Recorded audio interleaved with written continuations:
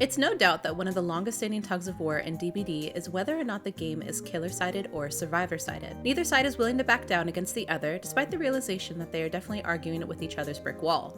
Not a single patch notes goes by without the comments being flooded with everyone from content creators to 100-hour Andes fighting over whether this patch favors them or is against them. And if you had asked me a few years ago, I'd have a definitive answer on if this game is one-sided or not, but now I'd say it's complicated. DBD's history in the horror category has stood strong against its competitors for 8 years for very obvious reasons. It's a juggernaut that hasn't been taken down by VHS, Texas Chainsaw Massacre, Evil Dead, Identity V, Home Sweet Home, or Killer Clowns. Instead, it manages to prevail year after year despite hardships of disappointing chapters, patch notes, and reworks that leave many scratching their heads wondering if the devs truly play their game. While I can't get the statistics of how many hours the game developers have, what I can do is discuss the general player base and what they have to say. My main focus on today's video is to have a better understanding on what the general player base thinks about the current state of Dead by Daylight and whether it's survivor-sided, killer-sided, or finally balanced after all these years, plus the overall satisfaction in the developers' choices. With a wide range of responses, I surveyed almost 200 players across different communities to see how they feel about the current state of the game. Within this showcase, I noticed that the biggest factors on people's decision wasn't necessarily about the role that they played, but what they've witnessed in DBD history. Within the survey, it was perfectly split between survivor mains, killer mains, and people who play both sides of the game. It also pooled from people who have been playing DBD since beta to people joining the player base this year, or those who just consume DBD through content on YouTube or Twitch. The first few questions that were asked in the survey, besides playtime, was what killers people mained, as I feel that indicates how people experience DBD. People who main Blight or Nurse, notoriously S-tier killers, would have a different experience than those who main lower tier killers, like Myers or Freddy. I did find out that the majority of the people that do play or main killer tend to play killers requiring some semblance of skill expression, but not necessarily the most powerful killers, which was quite surprising. In my opinion, this leads to games with a higher difficulty tier and much less room for error than others. The top 3 most popular killers being surprisingly Unknown, Singularity, and Wesker. All killers that rank solidly in A tier but have a high skill ceiling requiring dedication to playtime. When it came to how they experienced the game, killer mains tend to think that the game is balanced, but in a way that both sides have miserable shit to go against. Old Circle of Healing existing at the same time as Eruption was mentioned, but also the fact that the patches seem to swap with who gets favored with what, making the game eventually reach an equilibrium. Killer mains were most quick to acknowledge the fact that the game used to be survivor-sided, but changed with time. Some issues with patches were noted, most notably in 6.1 and 5.3, which we'll cover later, and a good chunk of responses. Some issues with balancing stem from how long certain things are problems within the game, focusing on either feeling like the devs don't acknowledge the changes they're implementing in the game to really know how things affect certain killers or how it feels to play on certain maps. Changes to help solo queue felt like a blow to lower tier killers whose playstyles have had to be adjusted. Taking away hook grabs, buffing certain items like toolboxes, but also nerfing popular aggression like pop and pain res, making it so that the amount of perks that can be utilized is getting smaller and smaller.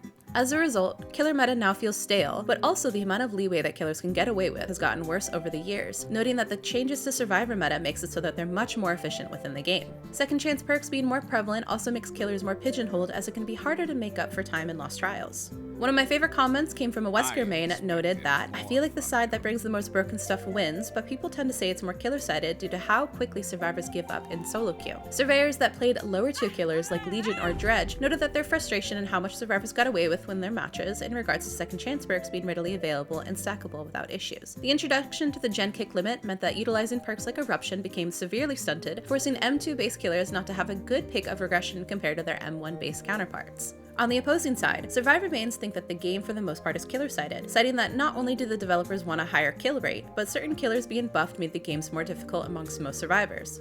Most commonly mentioned were overpowered killers like Nurse or Blight taking a long time to actually be nerfed and not being satisfied with the changes. Blight's original Eerie add-on changes were an issue on the initial PTB and were allowed to come to live despite the eventual nerf, but they're still an issue in the wrong hands. Despite the continuous nerfs that Nurse has faced, she is still miserable to go against for the majority of the player base, and the new Billy turned a beloved killer into a certifiable menace. The nerf to self-healing with medkits, Circle of Healing, and self-care makes solo queue harder, as you now have to rely on finding teammates to reset, which can be difficult in the current meta.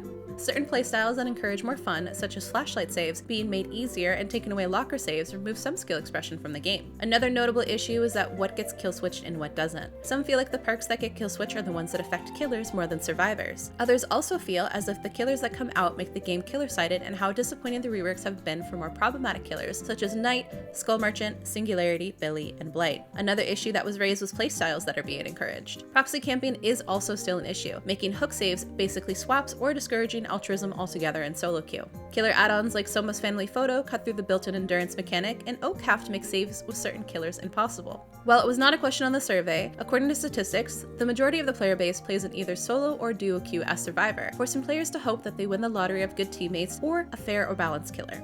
This much of a luck variance made the majority of Survivor mains feel like the game is killer-sided because of the amount that is against them as they ready up. Unsurprisingly, the people who play both sides think the game is pretty balanced as they see the ebbs and flows in playstyles comparatively. One of the more common mindsets in the category where people play both evenly is that most of their issues in the game stem from the fact that they feel like the devs have an inconsistent prioritization in-game, and they feel a bit tone-deaf when it comes to in-game or PTB feedback. One comment stated that there are changes being made to both sides, but in doing so, they've really only lowered the skill ceilings rather than making the game balanced, forcing survivors and killers into unfavorable playstyles. Another comment, however, noted that their opinion has changed to become more survivor-sided because of the changes being made.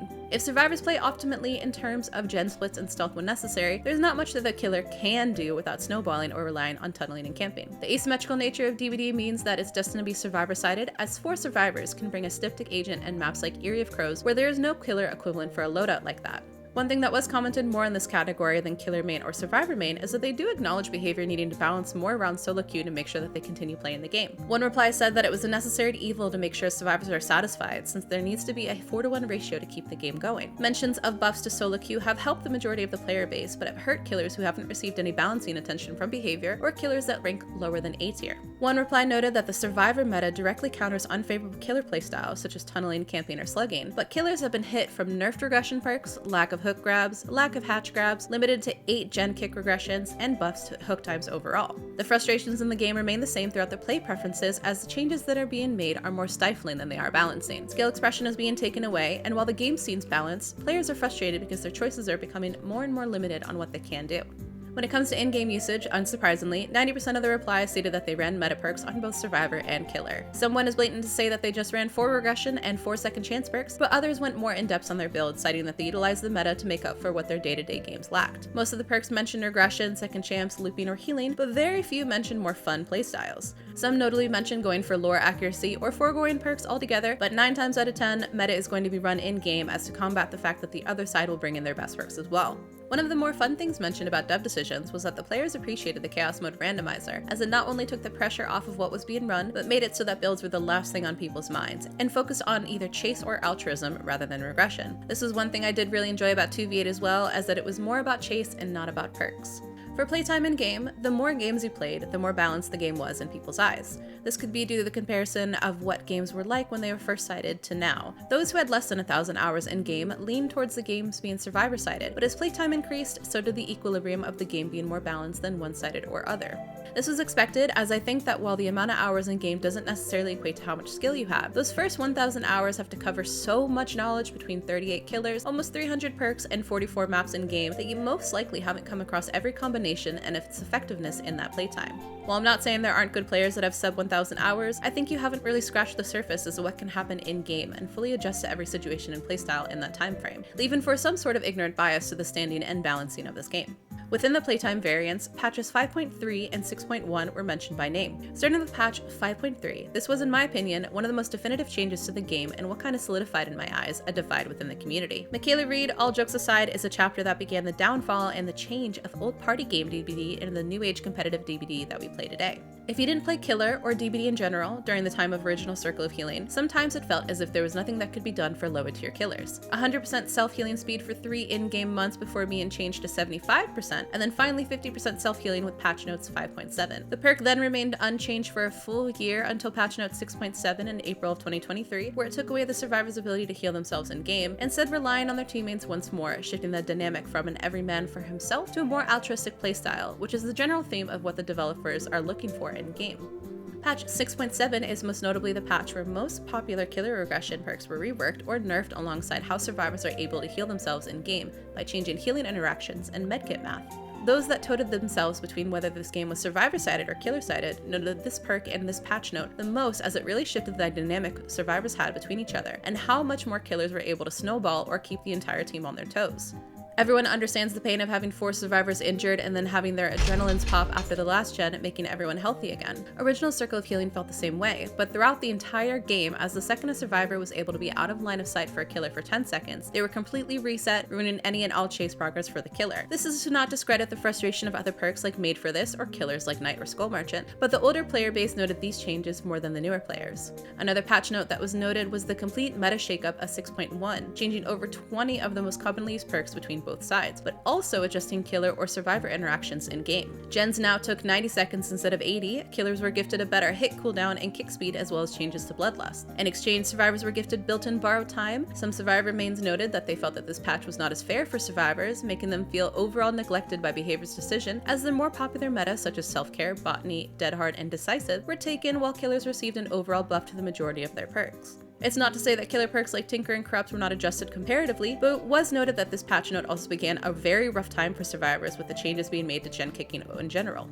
The Overeruption meta of Call of Brine, Overcharge, Pop, and Eruption was one of the most painful times in DBD history, making the games come to an impossible standstill and left most solo queue survivors feeling helpless. With all that being said, I think the game is as balanced as it's ever been, but history soured people's opinion of the game and there's no going back. Noted within the survey was that people's faith in the dev seems to be lost, and consistently on social media it feels as if people think that the developers don't play their game. From killer changes, perk reworks, changes to maps that feel unwarranted while problem maps continue to be ignored or delayed, very few responses actually trusted what the developers have in mind for the game and its future. Several responses also noted the frustration that metas feel as the developers take too long adjusting the newest perks in a DLC, most notably Made for This or Weave Attunement, until all the money that can be made has hit their imaginary threshold. But when comparing the game's changes, there is a give and take on both sides in an attempt to reach equilibrium. The developers themselves had noted a reference for at least a 60% win rate or kill rate for killers, which can be showcased utilizing Nightlight's recent kill rates. About 20% of killers hit the 60% kill rate threshold, while the rest are about 50% or above. It is noted that 3 killers out of that 20% are all killers that are slated to be adjusted throughout this year: Hillbilly, Skull Merchant, and Sadako, with Dredge and Knight also having been part of that percentage and having just been changed. Maps have always been my issue within the game, and we've seen unwarranted changes to Macmillan, Coldwind, and Ormond, but maps like Garden of Joy, Crotuspren, Swamp, Leary's, Preschool, and Meat Plant have received little to none balancing changes over the years, despite these maps having the most noted issues amongst responses. The game is balanced, but not in a positive manner, and that's the most unfortunate takeaway from my personal playtime and the responses being made. People are upset, and while Behavior has made good changes in recent years compared to the game's history, they seem to just be missing the mark. Perks that exist in one state on the PTB are changed, but then others that raise concerns seem to stay the same with no changes in sight. Killers are introduced one way on the PTB, then come to live servers completely different with little to no explanation, such as Knight most recently, leading those killer mains to lose passion for what kept them in the game in the first place. I would like to see this game continue on for many years to come, but as time has gone by, many players have lost faith in the game, and it's an issue of trust that Behavior doesn't seem to be doing its best at earning back. People have been begging for years for a balanced game, but many don't seem to like the end result, but that is a discussion for another time. The overall consensus is that the game is balanced, but not as fun as it used to be. This could be an opinion tainted by nostalgia, or maybe the fact that some people's fun came at the expense of others, and now it's no longer an option. But for the most part, the game is the most balanced that it's ever been. There were requests for other game modes, changes to overall killer designs, and there were requests for a change in matchmaking to have a better focus on skill expression, but it's undeniable that the devs have tried to make this game as playable as possible for a wide range of skill sets that the game players have. If you still have the opinion that the game is killer-sided or survivor-sided, I would recommend that you have a more introspective look as to why you think that, especially if you've really only played one side of the game and not realized what the other side has to offer.